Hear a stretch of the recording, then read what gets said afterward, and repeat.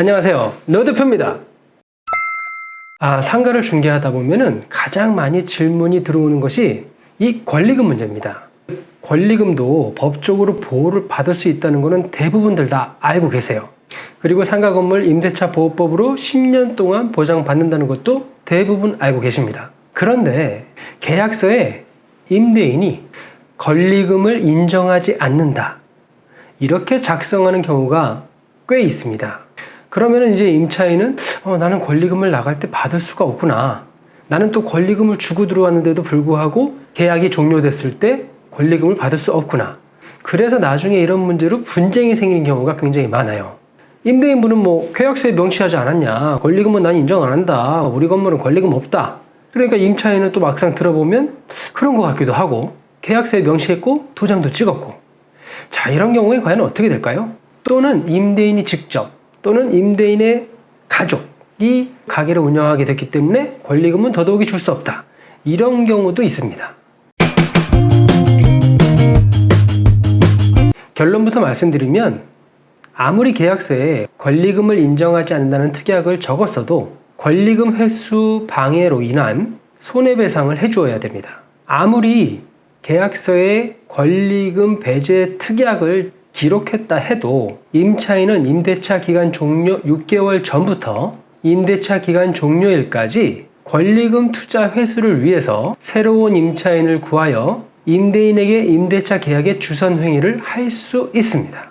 물론 건물주는 정당한 사유 없이 임차인이 주선한 새로운 임차인과의 계약을 거절할 수도 없습니다.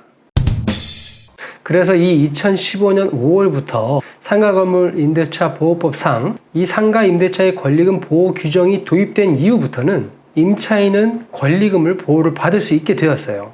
하지만 아직도 실무에서는 이렇게 계약서에 권리금 배제 특약이나 또는 임대인이 직접 운영한다는 이유 등으로 권리금을 인정하지 않는 경우가 많았거든요.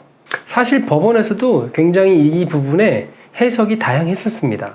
또는 2015년 이전에 이 권리금 배제 특약을 넣어놨기 때문에 내가 그 전에 계약할 때는 그게 없지 않았냐, 그러면 권리금을 나는 인정할 수 없다, 이렇게 해서 소송이 걸린 적도 있었는데요.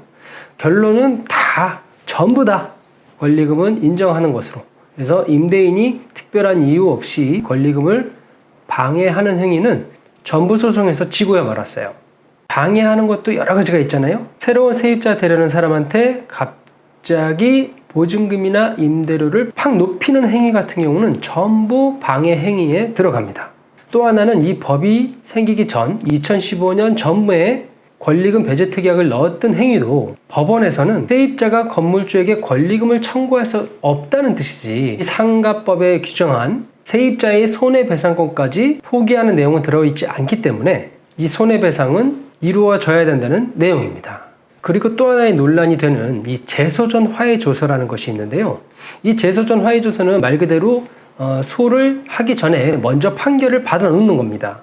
그래서 매우 강력한 힘을 갖고 있는데요. 실무에서는 많은 임대인분들이 이 재소전 화해조서를 임대차 계약 시에 같이 진행을 하고 있어요.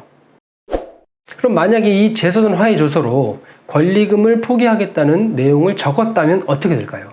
물론 실제로 화해조서에 그 특약을 넣고 법원에 신청을 하면 법원에서는 그 특약 내용을 빼라고 권고하기도 합니다. 그래서 정확하게 말씀드리면 이 재소전 화해조서에 단순히 권리금을 포기한다는 내용을 적었다면 이 경제적인 약자인 임차인 편에 서기 때문에 결국은 그 내용을 인정받지 못하게 되고요. 정말로 권리금을 포기하겠다는 내용을 적으시려면 재소전 화해조서에 권리금 배제 특약뿐만 아니라 권리금 상당의 손해배상권도 포기하겠다는 내용이 기입이 되어 있어야 됩니다. 그래서 법원의 판단이 여러 가지가 나올 수 있지만 단순히 권리금을 포기하는 내용으로 화해조서를 작성하면 분명히 다툼의 여지가 생길 수 있고요. 명확하게 권리금 상당의 손해배상권을 포기한다는 내용으로 화해조서를 받으신다면 이것은 효력이 있다고 생각하시면 됩니다. 그렇게 되면 결국은 세입자, 임차인분은 권리금 상당의 손해배상권을 주장하기가 어려워진다는 거죠. 어쨌든 이 권리금은 사실 우리나라에서 인정 안 할 수 없는 또 하나의 권리가 되어 있어요. 그래서 많은 상가를 운영하시는 분들은 대부분 이 권리금을 주고받고 하시는데요. 임대인분들도 이 권리금에 대해서는 이제 어느 정도 인정을 하는 분위기고요. 또 법적으로 보호가 되기 때문에 꼭 이렇게 재소전 화해조서를 작성하시라는 뜻이 아니고요. 그런 권리금 배제 특약을 계약서에 명시해도 실제로 권리금은 받을 수 있다는 겁니다. 그래서 오늘은 많은 분들이 질문하시는 이 권리금에 대해서 한번 얘기를 나눠봤습니다. 그리고 이 권리금 때문에 아직도 분쟁이 생기는 경우가 많아요. 아무리 법적으로 보호한다고 해도 이 임차인분들은 약자고 또 모르시는 분들도 많기 때문에 좀 너무 무리한 요구를 일방적으로 당하는 경우가 많은데요. 정말 이 부동산 전문가들도 많이 있고요. 또 분쟁조정위원회들도 있습니다. 그래서 꼭 그럴 때는 너무 힘들어하지 마시고요.